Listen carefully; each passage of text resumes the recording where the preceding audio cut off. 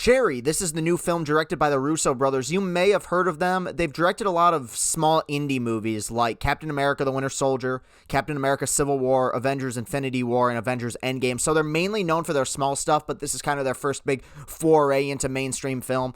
Obviously, I'm kidding there. Tom Holland plays a war vet with PTSD who decides to rob banks so he can pay off some drug debts. Basically, that is the movie. This movie has not gotten very good reviews. I think it's at like a 40% on Rotten Tomatoes right now. I know Chris Stuckman hated it. A lot of people kind of ripping on it, and I get it completely. I completely understand the hate. I get the contempt. I understand why people are annoyed by this movie, and I'll talk about that in a second. But yet, yeah, I think I liked it.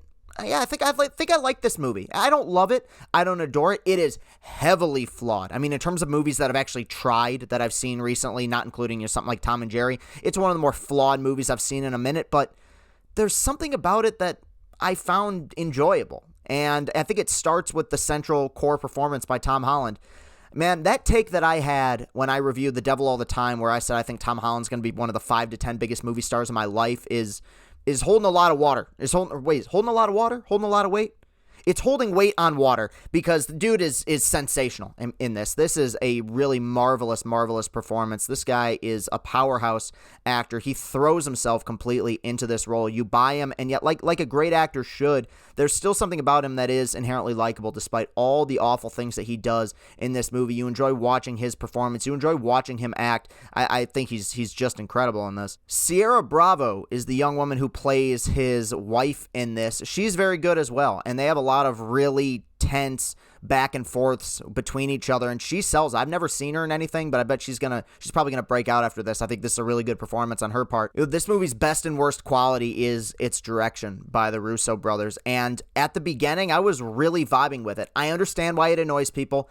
It's not subtle at all. I mean, there's no subtlety in terms of this movie's style, but that doesn't bother me. I like non-subtle things. I don't think film is a subtle art form. I like the extravagance that comes with movie making. I think that's kind of what's happened with some of the recent movies I've seen, like Judas and the Black Messiah or Nomadland, which are objectively good films, but they just lack that kind of film punch. This has that, and I know it's going to annoy a lot of people, and it annoyed me a little bit, and I'll talk about that when I talk about my complaints, but I did like the style. I like the fact that these guys, like with every shot, it seemed like they were trying something new. It sometimes feels almost experimental, but it's too big budget to be considered experimental.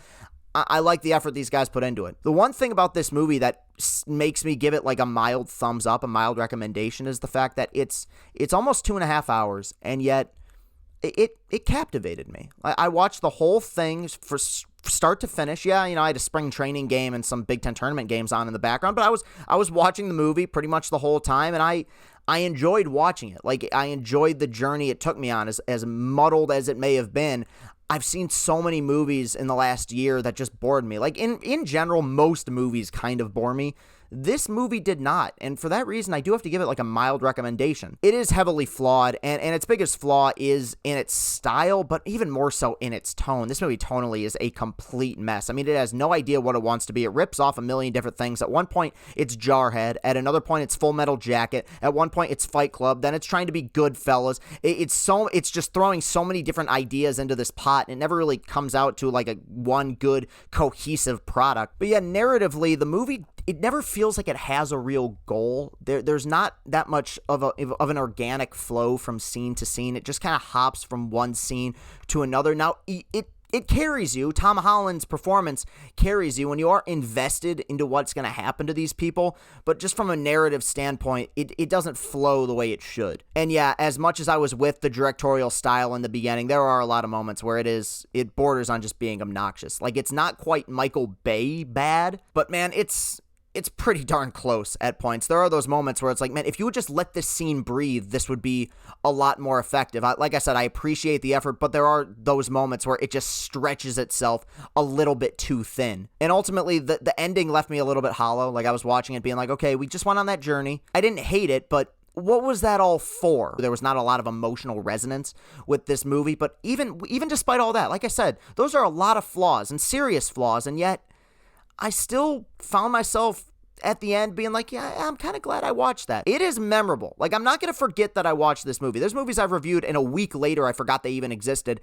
I will not forget this movie, and I'm going to give it an average rating, maybe a slightly above average rating, but I give it a mild recommendation because I think there's going to be a lot of people who are going to watch this and enjoy it because of how it portrays PTSD, how it portrays drug addiction. I think despite the insanity that is the style and the direction, I think there is a level of sincerity to the Russo brothers' direction that I did admire here. Written in cherry red on this whiteboard, I give it a 6 out of 10. Mild recommendation for Cherry. It's on Apple TV. Go ahead and give it a watch if you have Apple TV. I just got it, so please stop telling me to watch Ted Lasso. I will. I promise I'll get around to it. Thank you very much. All right, you can follow me on Twitter at Castellani2014. Hit that like button. Hit that subscribe button. Let me know what you thought of this movie. Thank you very much for watching, everybody. Have a great rest of your day.